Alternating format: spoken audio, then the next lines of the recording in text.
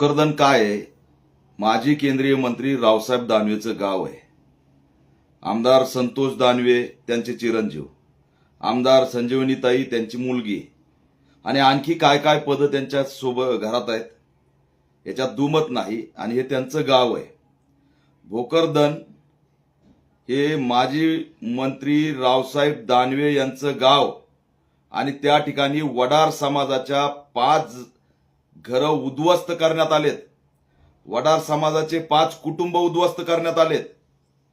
आज त्या ठिकाणी बुलडोजर त्यांच्यावर चालवलंय आणि गेल्या 3 दिवसापासून हे कुटुंब मुख्य अधिकारी कार्यालयासमोर उपोषणास बसलंय. त्यांना सांगितलं की नगर परिषदेच्या हद्दीत तुम्ही अतिक्रमण केलंय. अरे 1 नाही 2 नाही 3 ते 4 पिढ्या जवळपास त्या ठिकाणी 100 वर्ष 80 वर्षापासून हे 5-6 घरं तिथं राहत आहेत. त्यांच्याकडे सगळे कागदपत्र आहेत, 7/12 त्यांचं नाव आहे आणि त्यांचे घरं पाडताना त्यांना तुम्ही एक नोटीस देता आणि घरं पाडून टाकता. कुठं जायचं त्यांनी? आज त्यांचा संसार उघड्यावर आहे. आयुष्यभराची पुंजी जमा करून घरं बांधलेले एका मिनिटात मुख्य अधिकाऱ्यांनी नगर परिषदेच्या पाडून टाकलेत. त्यांच्या पुनर्वसनाचं काय? त्यांच्या घराचं काय? त्यांना नवं घर देण्यासाठी प्रयत्न कोण करणार? आधी त्यांना घरं द्यायची असते, पुनर्वसन करायचं असतं आणि मग असणारं त्यांचे घरं पाडायचे असते. इतर घरं त्या ठिकाणी चालतात, पण ते 5 घरच नको. हा वडार समाजावरती, मागासवर्गीयांवरती केलेला अन्याय आहे.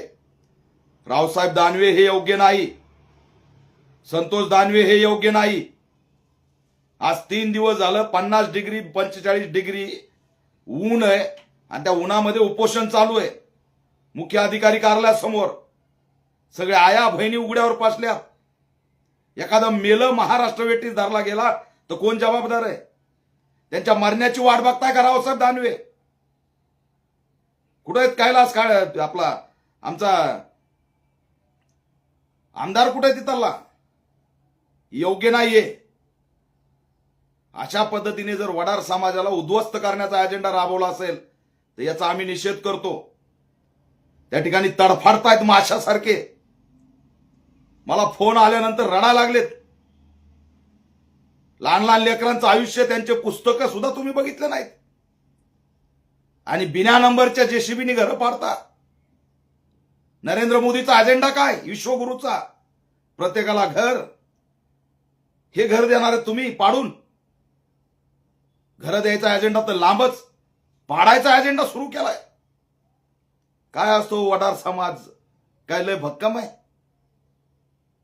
आजही त्याला घाम गाळल्याशिवाय पोट भरता येत नाही.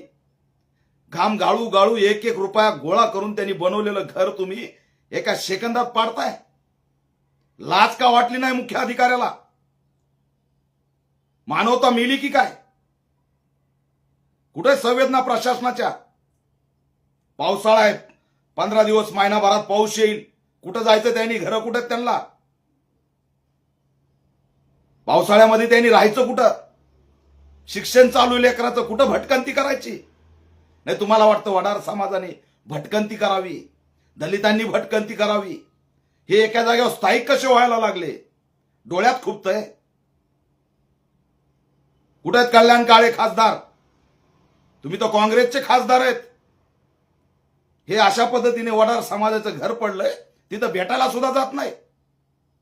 हे कल्याण काळे तुमचं काम? दुर्दैव आहे. धाव घ्या. ते मेलं कुणी तिथं उपोषण करताना तर राज्यवेटीस धरला जाईल. या वडार समाजाचं तुम्हाला काय? सोमनाथ सूर्यवंशी मारला, त्याला आणखी न्याय मिळाला नाही आणि आज ते कुटुंब उघड्यावर पडलंय. त्यांच्यासाठी लढणारा एक पत्रकार प्रकाश सुरटकर जाब विचारायला तहसीलदारकडे गेला तर तहसीलदार उलट सुलट बोलतो. त्यांनी एकमेव पत्रकारांनी बातमी लावली, दुसरं कुणी बातमी लावायची हिंमत केली नाही आणि प्रकाश सुरटकर स्वतः उपोषणाला बसलाय. तो सुद्धा तहसील समोर बसलाय आणि पीडित कुटुंब सुद्धा मुख्य अधिकारी कार्यालयासमोर बसलेत. ना आमदाराला दिसतंय. 2 आमदार भोकरदनमध्ये, संजीवनीताई, संतोषराव. खासदार इथं औरंगाबादला, जालन्याचे खासदार भेटता येत नाही, फोनवर बोलता येत नाही. या सगळ्या कारवाईची चौकशी करता येत नाही. भयंकर आहे. आज चित्र बघितल्यानंतर अक्षरशः डोळ्यात पाणी येत आहे. अरे उन्हामध्ये तुम्ही घर पाडताय त्यांचे, जे 70-80 वर्षापासून राहत आहेत. घर द्यांचा तुमचा अजेंडा आहे ना, का पाडायचा अजेंडा आहे? राज्याचे मुख्यमंत्री देवेंद्र फडणवीस, हे राज्य अशा पद्धतीने चालू आहे. कुठं चिमुरड्यावर अन्याय, कुठं वडार समाजाचे घर पाडले जातात. उद्ध्वस्त केलं आम्हाला सगळीकडून. जाब मात्र कोणी विचारायचा नाही. तुम्हाला धक्कादायक माहिती देतोय. आवाज राहिलेला नाही मीडियामध्ये. हे दिसत सुद्धा नाही उपोषण तुम्हाला कुठंच. बिना नंबरचा जेसीबी येतो, 5 घरं पाडून जातो. लाज वाटली पाहिजे. अरे त्या मुख्य अधिकाऱ्याच्या कार्यालयामध्ये घर पाडलेले पीडित गयावया करत गेले. आमचं घर का पाडलं, आमचा न्याय द्या. तर त्यांच्यावर 353 गुन्हा, महिलावर, पुरुषावर. स्वतःचं घर सुद्धा पाडायचं आणि गुन्हेगारीचा शिक्का सुद्धा लावून घ्यायचा. कोणती व्यवस्था ही? हे गृहमंत्री पद याच्यासाठी तुम्ही वापरणार? आमचे घरही पाडणार, 353 गुन्हाही दाखल करणार. म्हणजे त्यांनी हालचालच केली नाही पाहिजे. त्यांनी आवाजच गोळ्यात झाडा ना. जर तुम्हाला विचारलं आमचं घर का पाडलं, तर तुम्ही 353 दाखल करताय, तर गोळ्या झाडा. बसलेत ते तुमच्या कार्यालयापुढं. घर पाडलं, कुटुंब उद्ध्वस्त केलं, त्यातल्या कुणी आत्महत्या केली तर कोण जबाबदार आहे? माजी मंत्री रावसाहेब दानवे पाटील यांचं गाव आहे ते. मानवता आहे की नाही? मराठवाड्याचे नेते म्हणून प्रसिद्ध तुम्ही देशात. आपल्या भोकरदनमध्ये काय सुरू आहे? मुख्य अधिकारी कुणाच्या इशाऱ्यावर घर पाडतोय हे कोण विचारणार? आम्ही विचारूत का? आम्हाला विचारता येतं. आम्ही आमच्या पद्धतीने विचारू. मग येणाऱ्या या 4-8 तासात संध्याकाळपर्यंत तहसीलदार, मुख्य अधिकारी, जालन्याचे जिल्हाधिकारी, एसपी सगळ्यांनी या कुटुंबाची भेट घ्यावी. त्यांच्या पुनर्वसनाची तरतूद करावी. त्यांना घर देण्याची भूमिका घ्यावी आणि त्यांचं चालू असलेलं उपोषण, त्यांच्यावरचे गुन्हे माघारी घ्यावेत. पत्रकार प्रकाश सुरटकर याच्या या आंदोलनाची दखल घ्यावी आणि या पीडित वडार समाजाच्या कुटुंबाची सुद्धा दखल घ्यावी. या संध्याकाळपर्यंत जर प्रश्न मार्गी नाही लागला 5 वाजेच्या आत, तर मात्र मी स्वतः त्या ठिकाणी भूमिका घेतल्याशिवाय राहणार नाही, हा इशारा देतो. सगळं एक्सपोज करणार. काय काय पाडलंय, कोणते कोणते कार्यालय तिथं पाडलेत, काय काय उभा केलंय, सगळं येऊन तिथं मी मोर्चा काढून त्या ठिकाणी उत्तर दिले. याद राखा.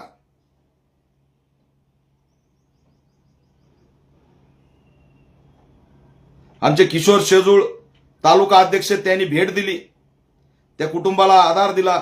सामाजिक कार्यकर्ते वैशालीताई दाभाडे, विकास जाधव हे सुद्धा वडार समाजाबरोबर उपविभागीय अधिकारी कार्यालयासमोर उपोषणाला बसलेले आहेत. वैशालीताई दाभाडे बसल्यात, विकास जाधव बसलेत. त्यांना वाली कोण आहे? मीडियानी पार दाखवली. आमचा आवाज मीडियात नाही. सरकार आमच्या बाजूने नाही, आमदार आमच्या बाजूने नाही, लोकप्रतिनिधी आमच्या बाजूने नाही. सामाजिक कार्यकर्त्यालाच लढावं लागेल ना. विचार करा जरा. वडार समाजाबद्दल आम्हाला आस्था आहे. सोमनाथ सूर्यवंशी बाबासाहेबांसाठी बलिदान गेलंय, संविधानासाठी त्याचं. आणि वडार समाजाला जर महाराष्ट्रात कुणी एकटं समजण्याचा प्रयत्न केला, मुख्यमंत्री देवेंद्र फडणवीस, याद राखा, याचे परिणाम वाईट होतील. त्यांनी भटकंती करावी हेच तुम्हाला वाटतं? अरे गेलं ना त्यांचे, पिढ्यानपिढ्या गेल्या भटकंतीत. त्यांनी उघड्यावरती बसावं, उघड्यावरती सगळं चालवावं, व्यवसाय उघड्यावर करावा, त्यांच्या डोक्यावर छतच नको असं तुम्हाला वाटतं? का तर ते वडार आहेत, का तर ते मागासवर्गीय आहेत? नाही, त्यांनी स्थायिक व्हायचं नाही. नगर परिषदेच्या बाजूला कसं काय त्यांचे घर? एवढ्या वर्षात जाग नाही आली तुम्हाला? त्यांच्याकडे 7/12 आहे, पाणीपट्टी, सगळे कागदपत्र आहेत, मतदान चालतं त्यांचं मतदान कार्ड त्या पत्त्याचं चालतं. बीजेपीला मतं घ्यायला वडार समाजाचे चालतात, पण त्यांचे घर डोळ्यात खुपतात. ही कोणती अमानवीयता आहे? पुनर्वसन न करता कारवाई करणं, ही तुमची जबाबदारी आहे त्यांना घर देणं. त्यातल्या एकाच्या जरी केसाला धक्का लागला, 3 दिवस झालं उपाशी आहेत ते. ऊन आहे, उन्हात पसलेत, रात्री मच्छर आहेत. एखादा आजार होऊन एखादं जर काही झालं तर कोण जबाबदार आहे? नाटकं चालणार नाहीत. खासदार कल्याण काळे, माजी केंद्रीय मंत्री रावसाहेब दानवे, आपल्याला दखल घ्यावी लागेल. राज्याचे मुख्यमंत्री देवेंद्र फडणवीस, उपमुख्यमंत्री एकनाथ शिंदे, उपमुख्यमंत्री सुनेत्राताई पवार याची दखल घ्या, तात्काळ दखल घ्या. या सगळ्या कारवाईची सखोल चौकशी करा आणि त्या ठिकाणी त्यांना घर द्या, त्यांना माणूस म्हणून जगू द्या. ते सुद्धा स्वतंत्र भारतातले नागरिक आहेत. अन्न, वस्त्र, निवारा हा त्यांचा अधिकार आहे. तुम्ही 5-6 वाजेपर्यंत मुख्य अधिकारी, तहसीलदार, तुम्ही हा प्रश्न तर मार्गी लावू नका.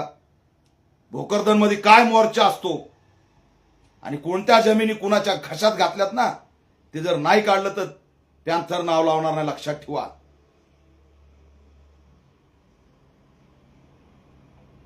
चालणार नाही.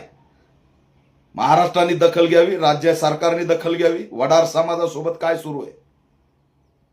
त्यांचे घरं पाडलेत. 1 महिन्यावर पावसाळा आणि त्यांच्याकडे घर नाही. त्यांनी राहायचं कुठे याचं उत्तर द्यावं. तात्काळ त्यांची भोकरदनच्या शासकीय विश्रामगृहात व्यवस्था करा, चांगली व्यवस्था करा, नाहीतर सरकारी क्वार्टर्समध्ये व्यवस्था करा, पण त्यांना उघड्यावर ठेवू नका. ही अमानवीय कृती आहे. मानवी हक्क अधिकाराचं हनन आहे.